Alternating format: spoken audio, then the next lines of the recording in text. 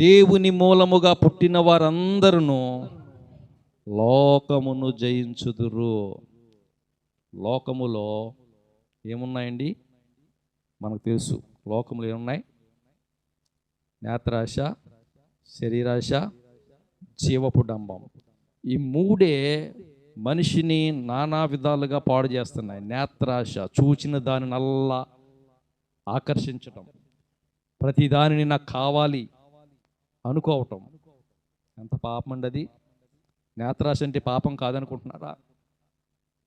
ఆ నేత్రాశే కదండి ఆనాడు ఆదాము అవ్వలను పాపములో పడద్రోసింది. అదే నేత్రాశే.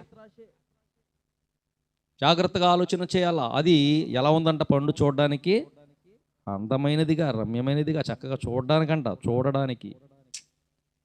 ఆ నేత్రాశ వారి పాపములో పడిపోవడానికి కారణమయ్యింది. నేత్రాశ చాలా భయంకరమైనది.